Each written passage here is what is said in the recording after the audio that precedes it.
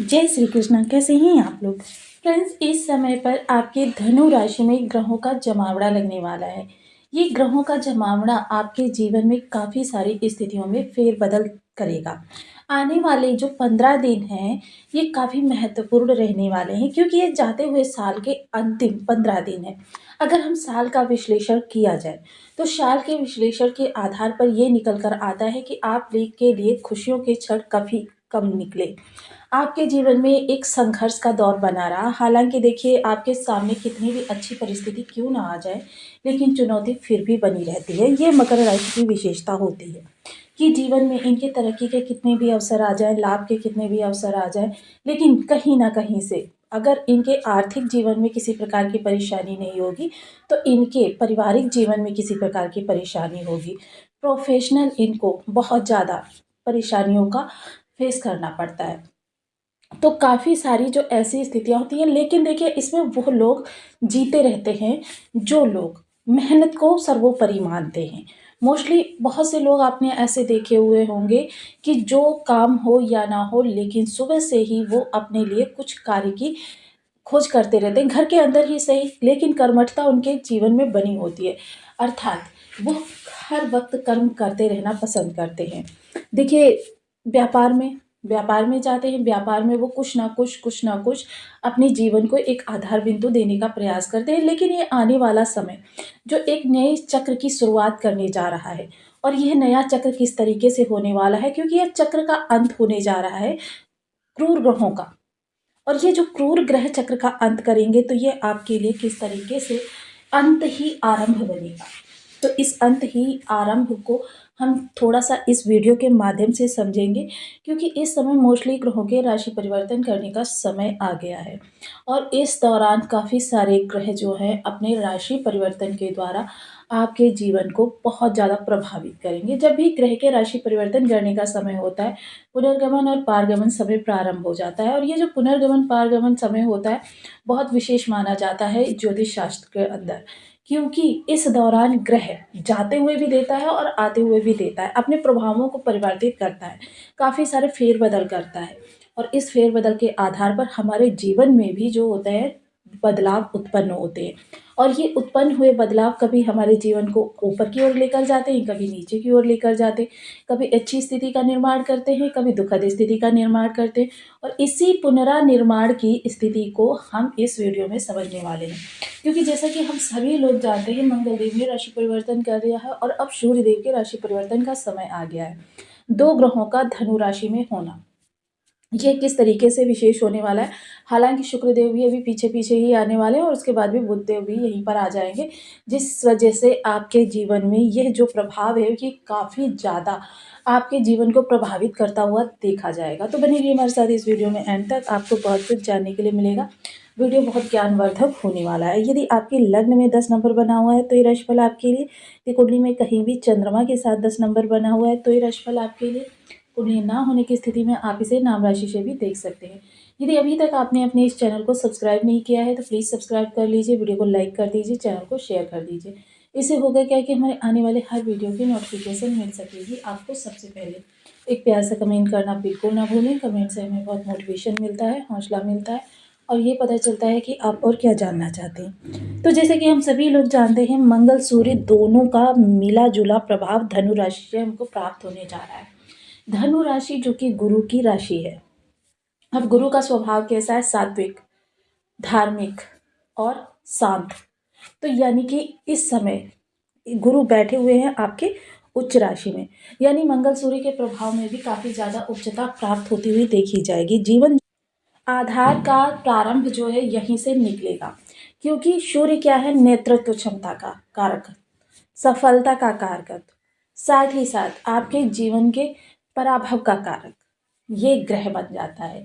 आपके जीवन में आभा, कांति और आपके कार्य करने की तीव्रता, चतुराई और आपके अंदर रणनीतियों का प्रादुर्भाव इसी ग्रह के माध्यम से आता है। वहीं मंगल की अगर चर्चा करें तो देखिए, ग्रहों में इन्हें सेनापति का स्थान प्राप्त है।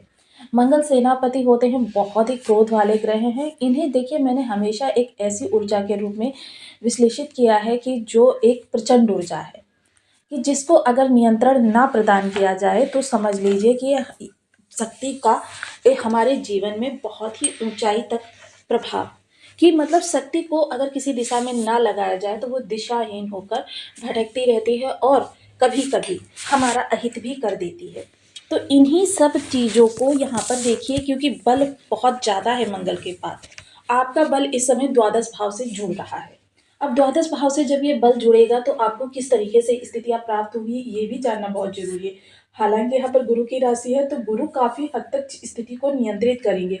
और द्वादश भाव आपका पुलिस महकमा, कोर्ट कचहरी, विदेश का घर, आपके व्यय, मंगल का यहाँ पर होना अनावश्यक खर्चों को भी दिखाता है।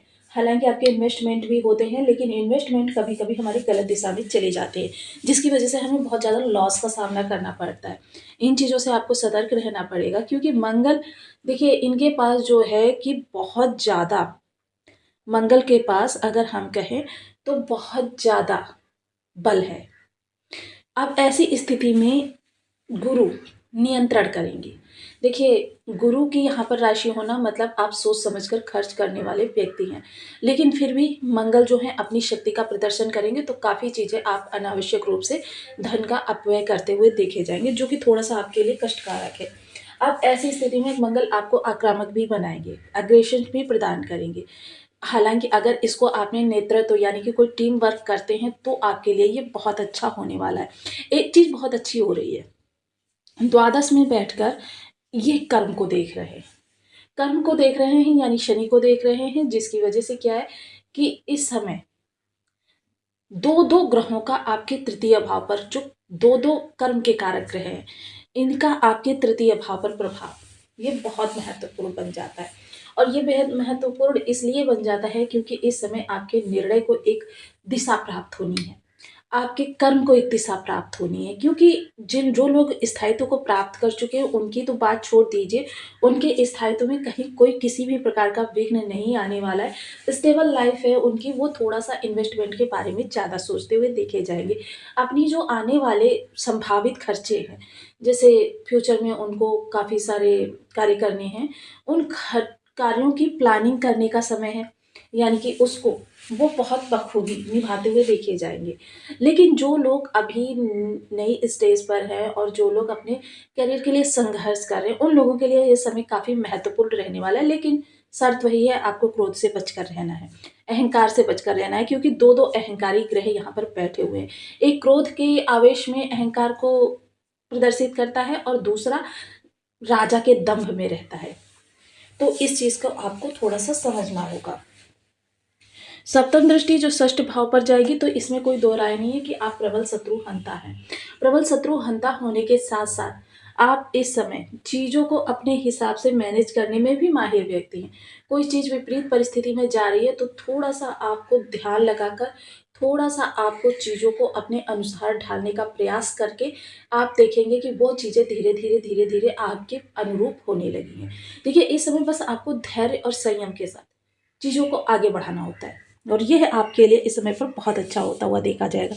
वहीं कंपटीटर की तो किसी भी प्रकार से कोई बिसात ही नहीं है कि वो आपसे आगे निकल जाए, क्योंकि राजा और सेनापति का विशेष मिला जुला समन्वयन यहाँ से दिखाई दे रहा है, जिसकी वजह से चीज़ें आपके अनुकूल अनुरूप दोनों ही प्रकार से होने वाली हैं।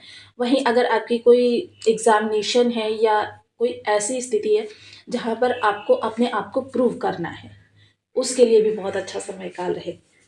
अब अष्टम दृष्टि की अगर मैं चर्चा करूँ तो सीधे गुरु पर, गुरु के साथ मंगल का इस समय ऐसा राजयोग निर्मित हो रहा है कि जिसको कह सकते हैं कि मंगल का बल अब गुरु के पास प्राप्त हो गया। ये थोड़ा सा आपके दाम्पत्य जीवन के लिए स्थिति को टकरावजनक बनाएगा। टकरावजनक किस प्रकार से कि स्थिति जो है आप मतलब वही चीज़ है ना कि आप समझ भी नहीं पाएंगे, आपसे छोड़ते भी नहीं बनेगा।